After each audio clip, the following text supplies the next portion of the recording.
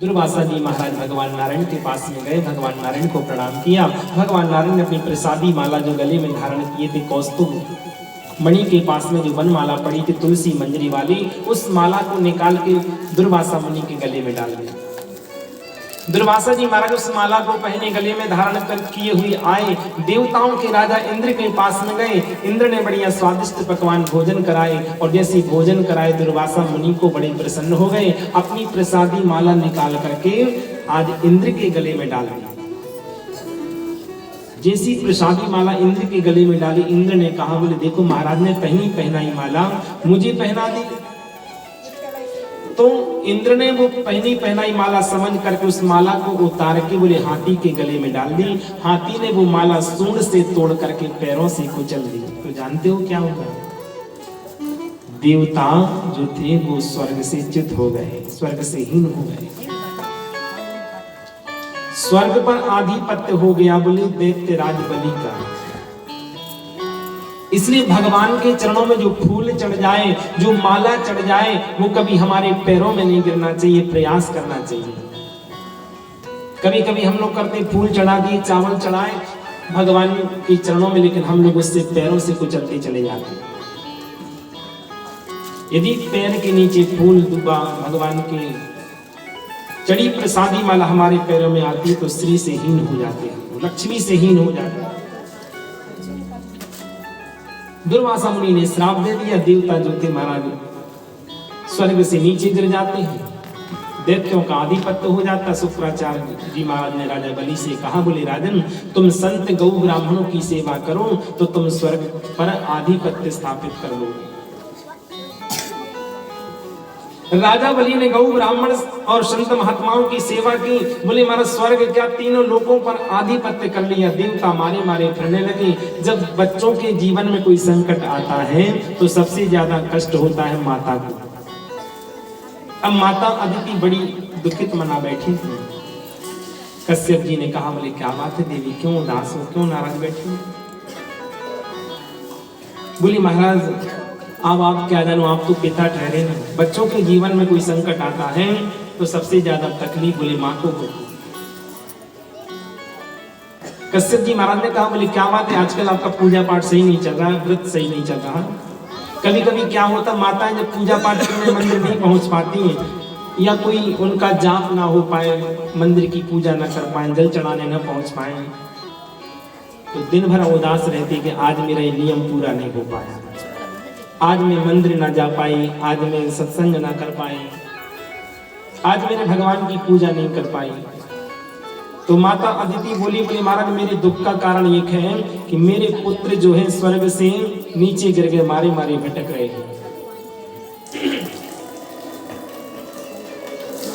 तब भगवान कश्यप ने कहा, बोले देवी क्व देहो भौतिको नात्मा क्वचात्मा प्रकृति परः कस्य के पति पुत्राद्या मोह वही कारणम। ये मोह ही रुलाने वाला है। कौन किसका पुत्र है? धूप में दो बालक खेल रहे हो, एक हमारा बेटा हो, दूसरा पड़ोसी का हो। हम अपने बच्चे को बुला ले, बेटा आ जाओ, तुम्हें कष्ट हो रहा होगा, धूप लग रही होगी, और पड़ोसी के बच्चे को कुछ भी हो, हमें उससे कोई लेना देना है। आज कश्यप जी महाराज ने कहा, देवी यही तो रुलाने वाली बात है। माता अदिति ने कहा, बोले आप तो पिता ठहरे, आप नहीं समझोगे। क्या चाहती है? बोले मैं ये चाहती हूँ कि मेरे बच्चों को पुनः स्वर्ग का स्थान मिल जाए, कोई ऐसा बेटा मेरे घर में जन्म लेके आए जो हमारे बच्चों को स्वर्ग दिला दे। तब भगवान कश्यप ने फाल्गुन महीना में एक व्रत बताया। प्रतिपदा से लेकर त्रयोदशी पर्यंत एक व्रत किया जाता है जिसका नाम है पयोव्रत। इस व्रत को करने से बोले तुम्हारे घर में साक्षात भगवान पुत्र बन के आएंगे। फाल्गुन श्यामले पक्षी द्वादशाहम पयोव्रतः। बोले फाल्गुन के महीना में माता अदिति ने व्रत किया, उनके घर में भगवान बामन बन के पधारे। बोले बामन भगवान की हो। और जैसी बामन भगवान बन के आए, चरणों में खड़ा हूं, ऋषियों ने समर्पित की, किसी ने छत्र समर्पित किया है। भगवती माता ने जगदम्बा ने उनके मार्ग भिक्षा पात्र में भिक्षा भर दी। बृहस्पति जी ने जनेऊ पहनाया है, सुंदर महाराज। आसन दी है, सुंदर श्रृंगार किया, अपनी खड़ाऊं पहने, छाता लिए, कमंड लिए, राजा बलि के यहाँ जाते हैं। जैसे गुरुजी को दक्षिणा समर्पित करने लगे, गुरुजी ने कहा छोटी मोटी दक्षिणा से प्रसन्न नहीं होगा, यदि मुझे प्रसन्न करना है तो जाओ राजा बलि के यहाँ, और राजा बलि के यहाँ पर जाकर के त्रिलोकी की भिक्षा लेकर के आओ। तम नर्मदायास्तटोत्तरे भवन, नर्मदा के तट पर बोली राजा बलि यज्ञ कर रहे हैं। और जैसे वामन भगवान आज आ रहे हैं राजा बलि के यहाँ, राजा बलि ने वामन भगवान को देखा है, स्वागत किया है। स्वागतम ते नमस्तुभ्यं ब्रह्मन, बोले जागर गुरु की भक्ति नहीं, बोले संत नहीं मेहमान, बोले ताधर यम डेरा दिया, जीवत भये मसान। जिस घर में बोले संत ब्राह्मणों गुरु की भक्ति नहीं, वो घर घर में वो मर घटा।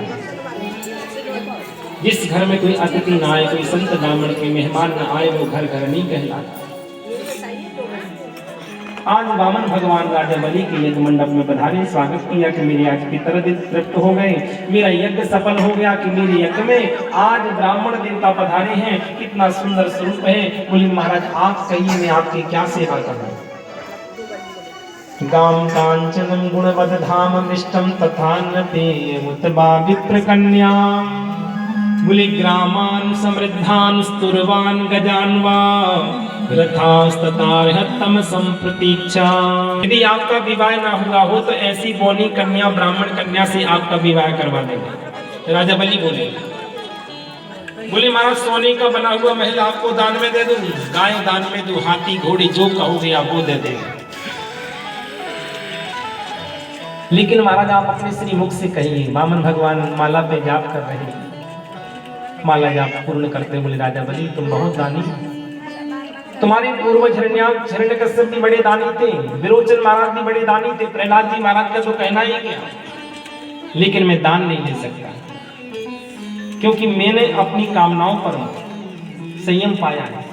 आज तुम 5 गांव दोगे, कल 50 की इच्छा होगी, कल 50 दोगे तो बोले 500 की, 500 के बाद 5000, 5000 के बाद 5 करोड़, जो 10 20 50 हुए 7 कोटि हजार, 100 लाख चहेगी, कोटि अरब खरब मिले, पृथ्वी पति होने की चाह जगेगी,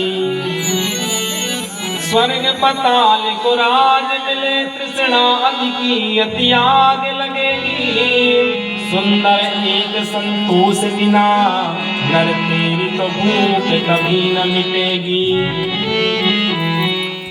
इसलिए मैंने अपनी कामनाओं पर नियंत्रण कर लिया है।